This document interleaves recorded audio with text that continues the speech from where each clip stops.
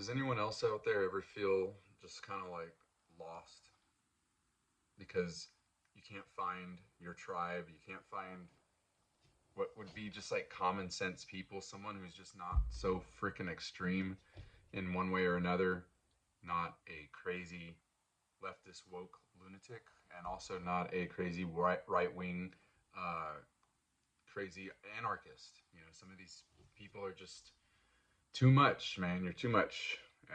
Everything in moderation is key.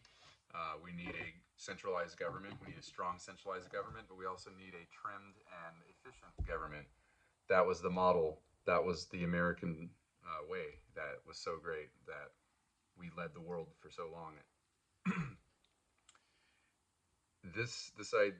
Either idea of the other extremes is just tyranny, either tyranny or a complete just capitulation to tyranny from adversaries from abound. And I think the globalists would want nothing more than people to devolve into absolute anarchy, because that would leave the U.S. completely open to foreign attacks uh, that they would actually orchestrate.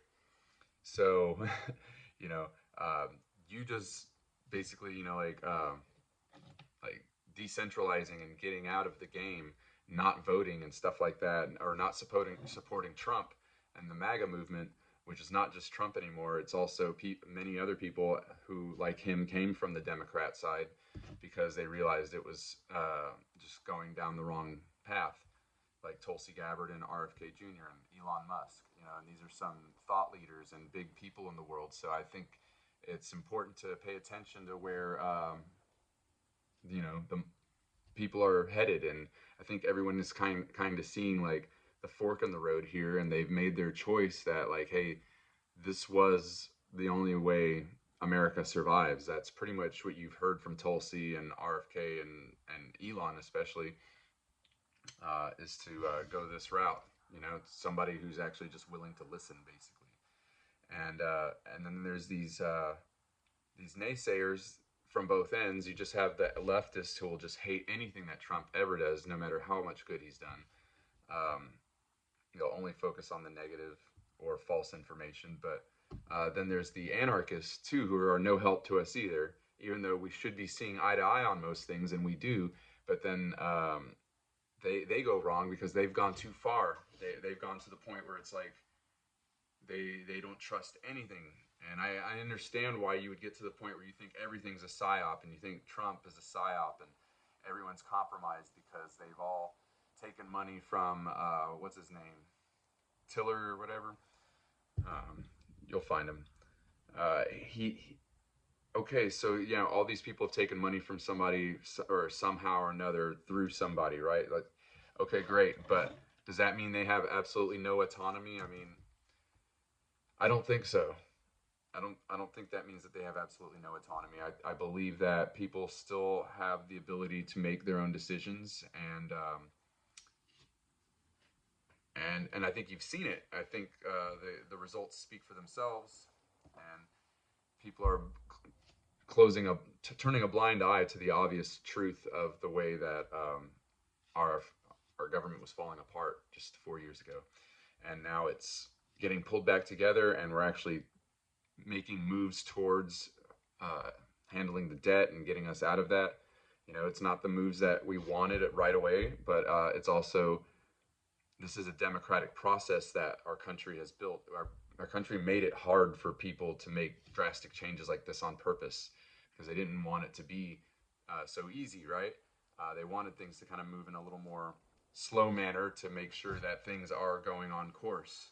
And for better or for worse, that's how things are, and that seems to be the case with the big beautiful bill and what's going to be happening in the future with the country and those economics. I mean, from what I've understood, Trump saying is that this is just kind of like the first phase of these kind of like Doge cuts and things like that. So I'm willing to give it time because again, I've seen him actually deliver in the past. You know, in his past administration, he actually did or gave a valiant attempt at getting everything done that he set out to do. and was only set back by rhinos and other cock blockers, basically. So it is what it is. He's going to do his best, and he's not infallible, and he's not invincible in just because he's got the presidency. Uh, but I see a lot of good things being done. It's certainly better than the road we were on with Kamala. That was a disaster waiting to happen, and it was in progress. Actually, it was already happening with Biden, as we all remember him falling over so many times and fumbling on his words and not able to really make sense of any kind of uh, foreign affairs and basically, yeah, blundering all over the place and making us look bad and allowing our adversaries to gain ground. So it's been a real tragedy as the economy has been sucked dry by his inflationary tactics as well. And we finally are kind of turning the rudders and getting this ship corrected. And we have all these naysayers and all these it's just it's a little infuriating because you just kind of want to you want to see their better plan, and they don't have one. Their plan is to go what I guess decentralize, go off grid, right? Build small communities, or just let the government take over everything. No, how about not? How about we just be reasonable and we limit the government and get it back to where it actually works for the people, like it used to do, and we get it running efficiently and we get some good people in there again, because obviously there's a bunch of evil people who've been running it for a long time. So that's my 2 cents on that. But that's what I've been researching as of today. Kind of got into a spat with a anarchist because it was just funny because he's always going around doing reporting and stuff, for his brand, and there's of all things that he's done in his career, the one thing that's come up on my radar is I've seen this clip of him interviewing a guy um, who basically gives him the answers I don't think he really wished he would have gotten, because it's as much as he hates Trump and wants to prove that this guy's a criminal and tied to all these elites, and he makes the videos about it, how Trump and all these people are tied to these elites, who've got dark money, I guess you could say, and influence and all this globalist agenda stuff. But where is it? Why didn't it come out during Biden? There was I mean, I don't know, man. It gets a little insane at some point. I kind of lost my train of thought. I'm gonna think about this a little more. I'm gonna do a little more research on it. I like to stay informed and open-minded, but from what I'm learning so far about digging deeper into anarchism and the answers that I'm finding, it has no real good response for foreign wars and things like that, and domestic wars and nuclear threats and things like that. It's just any of the many things that I can just think quickly off the top of my head. Yeah, in the next pandemic, um, there's a lot of kind of big world affair, global kind of issues and things like that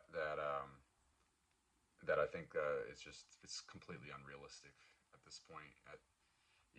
You could have pockets of anarchism maybe here and there, but man, it's not going to ever be a global thing ever again, unless World War III happens and then we're reduced to sticks and stones. Um, and if you're encouraging that, I don't know, man. I don't know if we're on the same page. I'm just saying, I kind of like not having to live in a mud hut or whatever. It'd be cool to kind of keep some of this along the way as we progress. I actually kind of like the vision of going to Mars. I think the idea of embracing technology and getting smart, good people who actually care about humanity and others, and who want to see humanity thrive and grow. Like Elon Musk talks about, population decline. The first person I've actually even heard talk about that, and how we all need to be actually having more children, not less. Um, yeah, I think people like that are inspiring, and they do give a vision for the future that is worth living. I don't see going into anarchism being that kind of future. That sounds like a regression. That's not that's not where I want science to lead us. I want science to continue taking us to the stars. Who doesn't want that? Who doesn't want to continue learning about the universe and what's out there? Are you? I just can't even understand a person, and I can't understand that mind. So I don't know. I guess that brings me back to the intro of this video. Now I'm kind of remembering now why I even started this. Is it's like, is there anybody else out there? Am I really this crazy?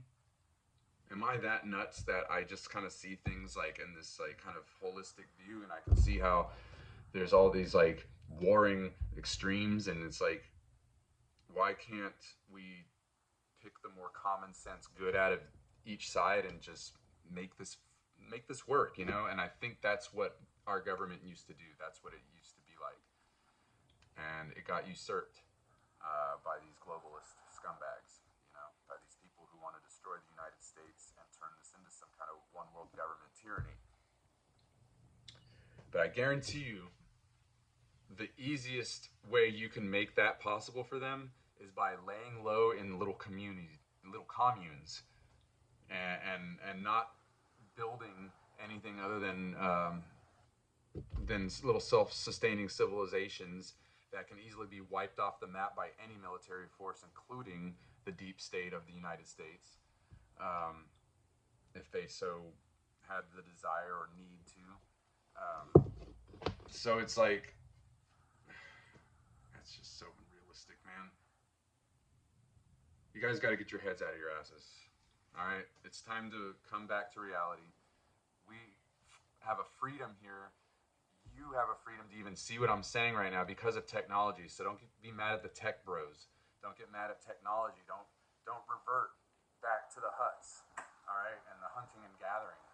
We're going forward, man. We got to keep going forward, and we got to embrace technology. All right, I'm having to learn all kinds of new shit with technology for my business, investing my time and energy into like, you know, learning how to edit videos or whatever the fuck, you know, and try to learn how to market my art online because I'm castigated and shunned from the art community in Houston for the most part, and lost a lot of support and collectors abroad, even in you know, the cool galleries in the top spots of the U.S. like LA, because they probably saw one of my posts where I just couldn't stand it when I posted how the actually a bunch of Native American tribes were were getting up and doing their chants, getting angry about the vaccine mandates, and they were you know, they were letting you know that like through their ancestral songs that you're not gonna put any of that shit in my body. They are strongly anti-jab.